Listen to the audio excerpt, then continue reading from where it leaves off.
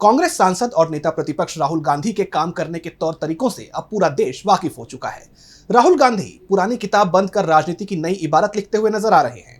संसद में भाषण देने से पहले वो जमीन पर उतरते हैं, जनता से मिलते हैं, उनके मुद्दों को सुनते हैं और फिर वही मुद्दे बनते हैं राहुल की राजनीति का एजेंडा। आपको हाल ही में दरभंगा का मामला याद होगा, जहां अंबेडकर हॉस्टल में छात्रों से मिलने जा रहे राहुल गांधी को रोका गया, लेकिन राहुल गांधी ने साफ कहा कि हम सामाजिक न्याय की आवाज उठाने से नहीं डरेंगे। और अब इसी कड़ी में राहुल गांधी दिल्ली विश्वविद्यालय पहुंचे, छात्रों से मिले, उनकी बातें सुनी और सोशल मीडिया पर उसका पूरा वीडियो भी शेयर किया। लेकिन इस बार मुद्दा और गंभीर था, नॉट फाउंड सूटेबल का, एक ऐसा शब्द जो सैकड़ों छात्रों के भविष्य पर सवालिया निशान बनकर खड़ा है। तो सवाल यह है, क्या राहुल गांधी छात्रों की सबसे बड़ी आवाज बनते जा रहे हैं? क्या विपक्ष की नई परिभाषा अब संसद से नहीं, शैक्षिक परिसर से तय होगी? तो क्या है पूरी खबर, आइए समझते हैं। राहुल गांधी का डीयू दौरा कोई आम दौरा नहीं था। उन्होंने छात्रों से सीधे बात की, उनकी परेशानियां सुनी और फिर उस वीडियो को शेयर किया जिसमें वो कहते हैं कि दिल्ली यूनिवर्सिटी में 60% से ज्यादा प्रोफेसर और 30% से ज्यादा एसोसिएट प्रोफेसर के आरक्षित पदों को नॉट फाउंड सूटेबल बताकर खाली रखा गया है। राहुल गांधी ने अपने एक्स पोस्ट में लिखा, नॉट फाउंड सूटेबल अब नया मनुवाद है। एससी, एसटी, ओबीसी के योग्य उम्मीदवारों को जानबूझकर अयोग्य ठहराया जा रहा है ताकि वो शिक्षा और नेतृत्व से दूर रहे। बाबा साहब ने कहा था, शिक्षा बराबरी के लिए सबसे बड़ा हथियार है, लेकिन मोदी सरकार उस हथियार को कुंद करने में जुटी है।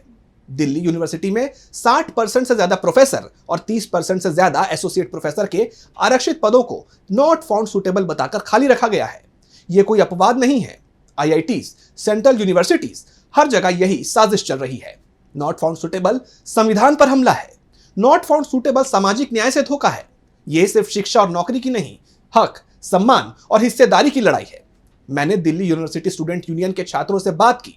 अब हम सब मिलकर बीजेपी आरएसएस की हर आरक्षण विरोधी चाल को संविधान की ताकत से जवाब देंगे। दरअसल नॉट फाउंड सूटेबल ये वो टर्म है जिसे राहुल गांधी ने अपने पोस्ट में साफ साफ नया मनुवाद बताया है। उनका आरोप है कि मोदी सरकार शिक्षा और नेतृत्व से इन समुदायों को दूर रखने की कोशिश कर रही है। एससी, एसटी, ओबीसी के योग्य उम्मीदवारों को जानबूझकर अयोग्य ठहराया जा रहा है। राहुल गांधी का यहां तक दावा है कि यह सिर्फ दिल्ली यूनिवर्सिटी तक सीमित नहीं है, बल्कि आईआईटीज और बाकी सेंट्रल यूनिवर्सिटीज में भी यही हो रहा है। नॉट फाउंड सूटेबल को उन्होंने संविधान पर हमला और सामाजिक न्याय से धोखा करार दिया। राहुल गांधी की इस बातचीत में स्टूडेंट्स की आवाजें भी शामिल थी। एक स्टूडेंट ने बताया, इंटरव्यू में हमें अयोग्य ठहरा दिया जाता है, भले ही हम कितने भी काबिल क्यों ना हो। वहीं एक दूसरे स्टूडेंट ने कहा कि हमारी हिस्ट्री, हमारी परंपराएं, सब कुछ किताबों से गायब है। इन बातों को सुनकर राहुल गांधी ने साफ कहा कि यह सिर्फ शिक्षा और नौकरी की लड़ाई नहीं, बल्कि हक, सम्मान और हिस्सेदारी की लड़ाई है। लेकिन राहुल गांधी का यह डीयू दौरा बिना विवाद के नहीं रहा। डीयू प्रशासन ने राहुल गांधी पर आरोप लगाया कि वो बिना परमिशन के कैंपस में घुसे। यूनिवर्सिटी की तरफ से जारी बयान में कहा गया कि राहुल गांधी ने बिना सूचना के कैंपस में प्रवेश किया और डीयूएसयू ऑफिस में 1 घंटे तक रहे। इस पर राहुल गांधी ने पलटवार करते हुए कहा कि हम छात्रों से बात करने से क्यों डरें, यह लोकतंत्र है, तानाशाही नहीं। राहुल गांधी का यह दौरा और नॉट फाउंड सूटेबल का मुद्दा अब राजनीतिक गलियारों में चर्चाएं बटोर रहा है। बीजेपी की तरफ से उन्हें घेरने की कोशिश की जा रही है, लेकिन राहुल गांधी ने साफ कर दिया है कि वो इस लड़ाई को संविधान की ताकत से लड़ेंगे।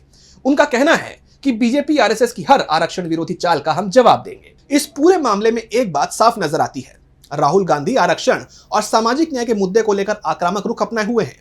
वो चाहते हैं कि यह मुद्दा देश की राजनीति का केंद्र बने। अब देखना होगा कि यह मुद्दा कितना असर दिखाता है और छात्रों की इस लड़ाई में कौन किसके साथ खड़ा होता है।